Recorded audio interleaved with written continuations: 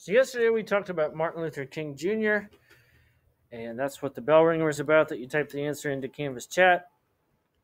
And the major concern, of course, was over segregation and Jim Crow laws, which is what the assignment was about.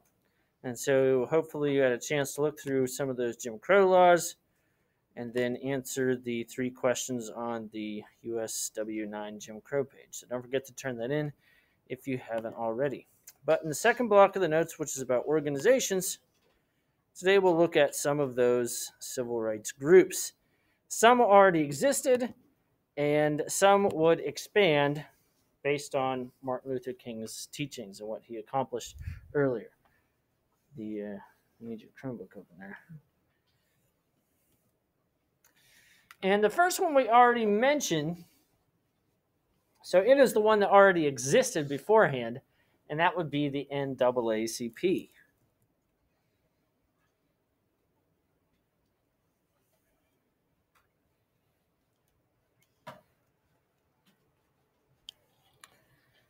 And so this was the largest, and still is the largest, civil rights organization.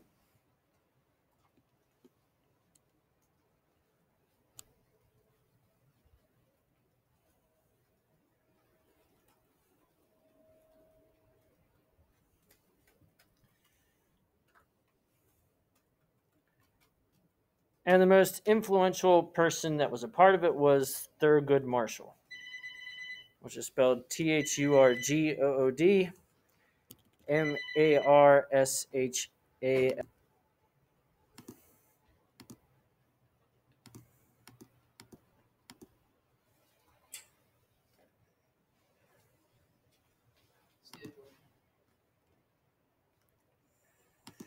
But the NAACP wouldn't be the only organization.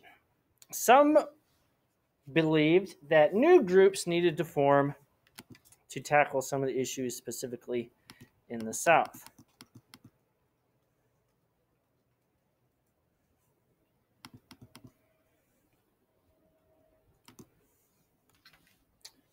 I think these are a little out of order, but that's okay.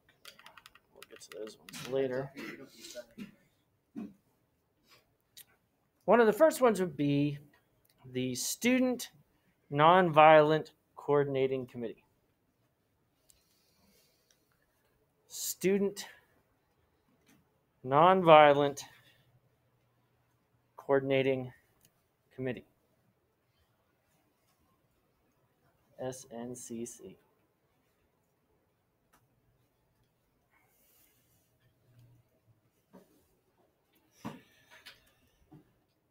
They focused on mostly young black membership,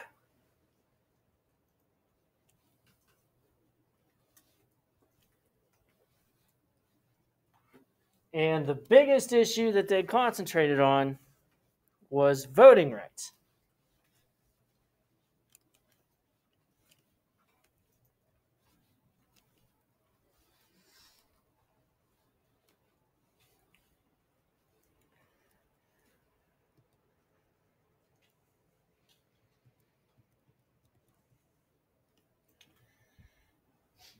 And one of their biggest programs often falls under the name Freedom Summer.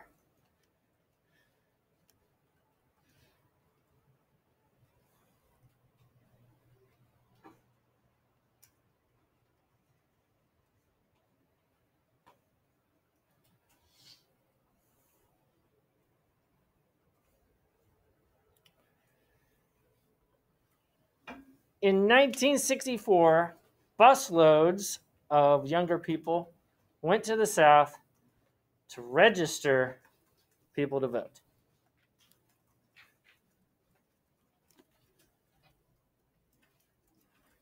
Busloads of young people went to the South to register people to vote. And so obviously, as the picture indicates, it also included white younger people, often college students. And one state in particular that they concentrated on was Mississippi.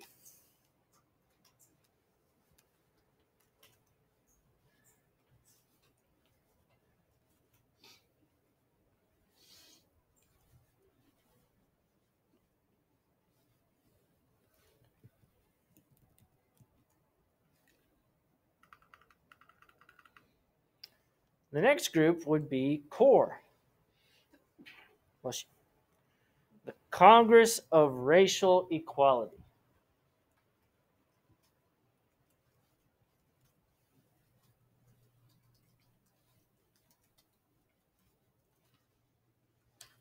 Congress of Racial Equality.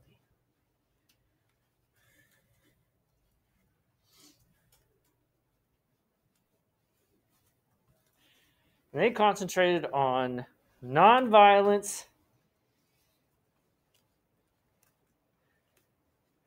and civil disobedience.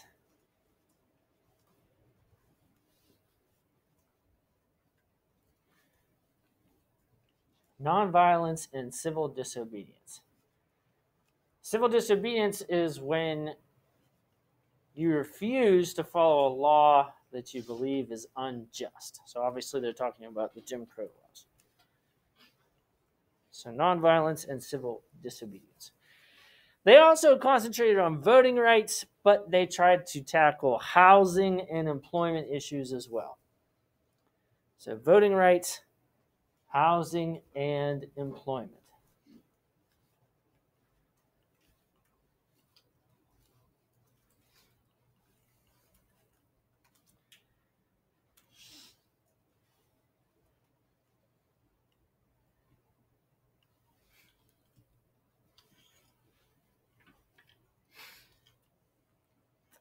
And probably one of their most successful programs were the Freedom Riders.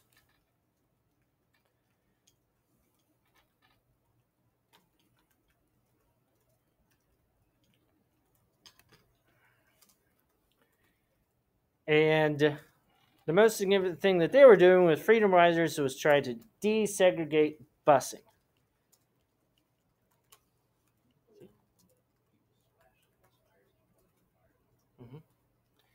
And we talked yesterday about how Rosa Parks was involved with the Montgomery bus boycott, but that wasn't the only place where buses were segregated. They were segregated actually throughout wide portions of the South. So they will try to also stop it in other parts of that part of the country. Why aren't any of these?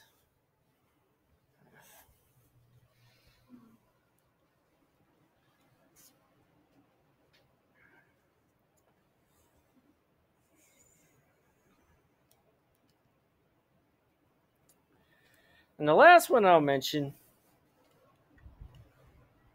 is the Southern Christian Leadership Conference. The Southern Christian Leadership Conference.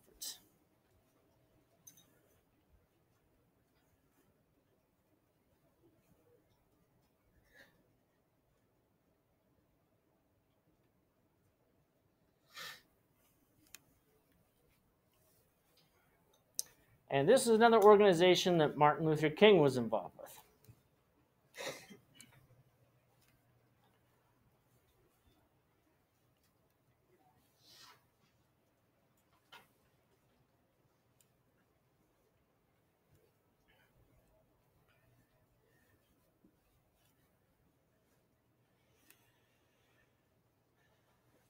Their main event was known as the Selma, which is SELMA, the Selma Campaign.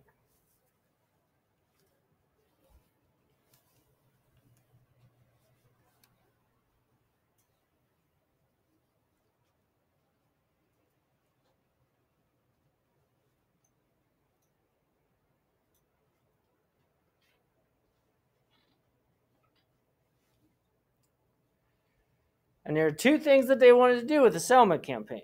They wanted to register people to vote and then march to the state capitol. Register people to vote and march to the state capitol.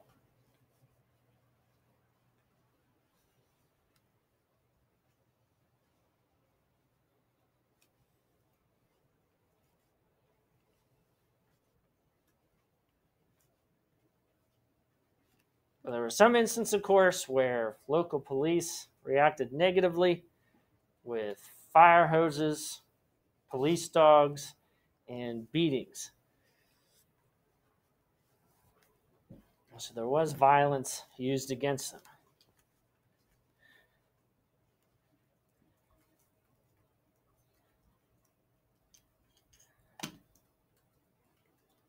So violence was used against the marchers.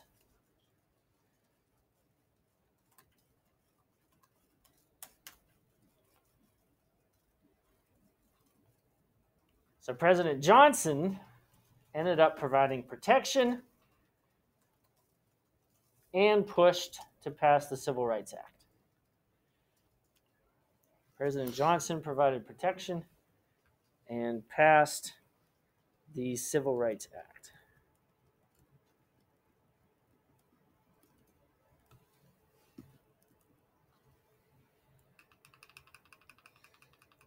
Now, the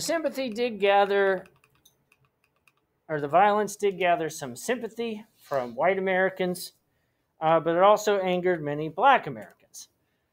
And so the last thing I want to mention about African Americans here would be the Black Power movement.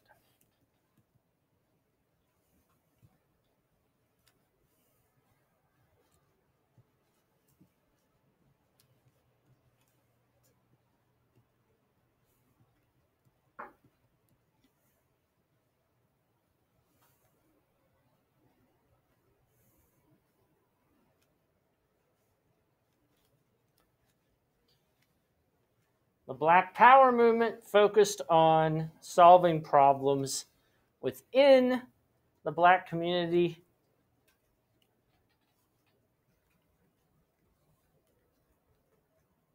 through things like economics and, if necessary, violence.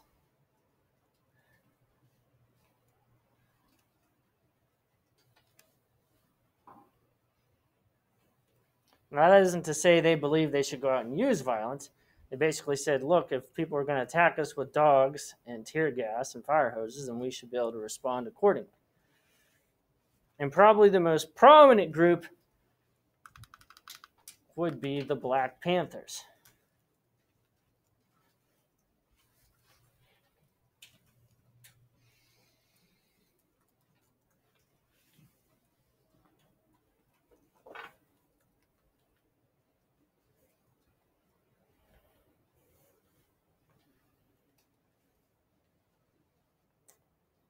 They mostly existed in urban areas, so cities.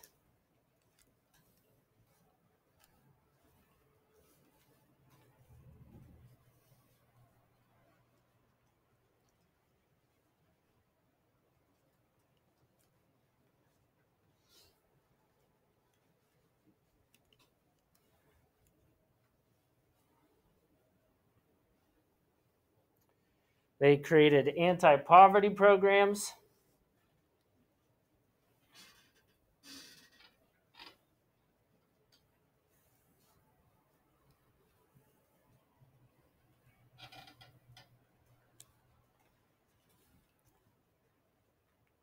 And they believed in the Second Amendment. So they believed in arming themselves.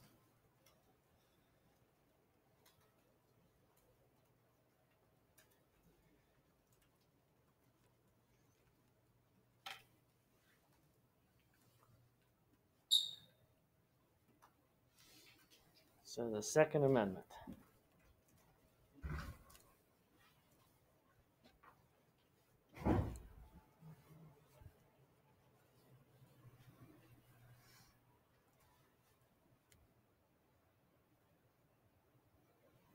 Now, obviously, in some cases, there were some more radical people. Probably one of the worst incidents occurred in Philadelphia, where the Black Panthers were extremely militant, but the police also acted in a militant and inappropriate manner. For instance, when they wanted to arrest one of the leaders and they resisted, instead of storming the house, they by air dropped a bomb on it, killing a number of civilians. So the police also carried out some incredibly inappropriate actions against the Black Panthers.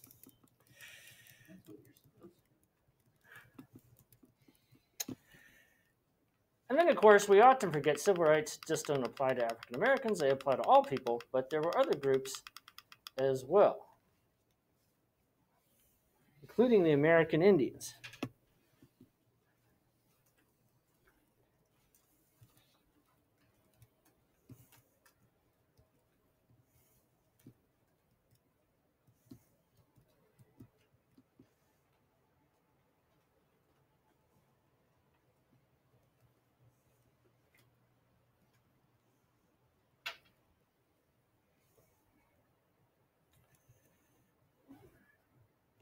One group was known as the National Congress of American Indians.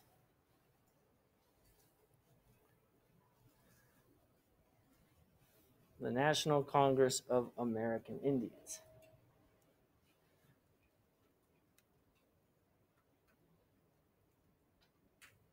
They wanted to concentrate on treaties in particular because the American government had signed a lot of treaties with Native Americans but then ignored them later.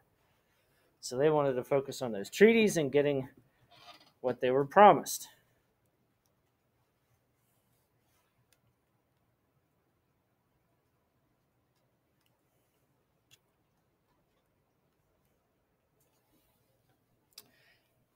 And then there was the American Indian Movement, or AIM, A-I-M.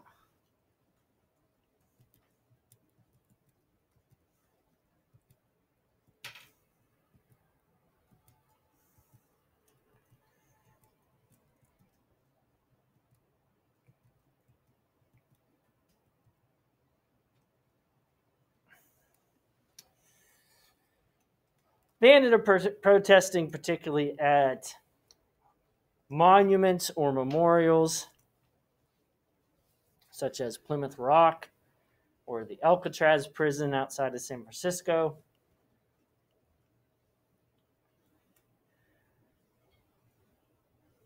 Sometimes resulting in vandalism or trespassing charges.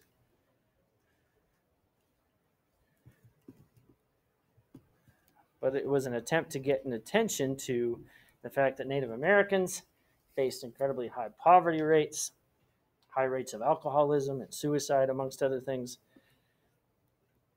And so they were trying to draw attention to what was happening to their people. And by 1968, the Indian Civil Rights Act was passed, which did allow them to have more control over reservations.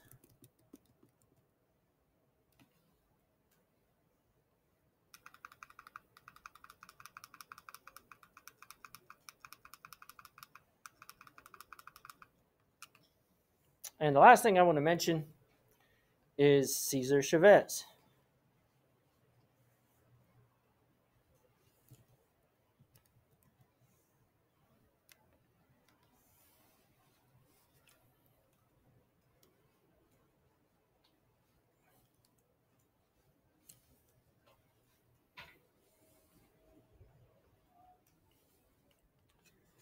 This is not the same person as Hugo Chavez. Hugo Chavez was a bad person. Cesar Chavez is a good person. Cesar Chavez was a migrant worker. So he had traveled around, especially the southwestern part of the United States, going from job to job as they came open.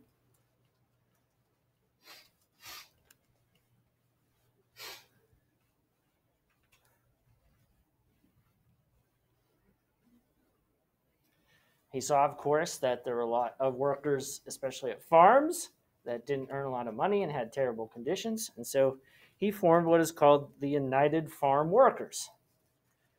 United Farm Workers.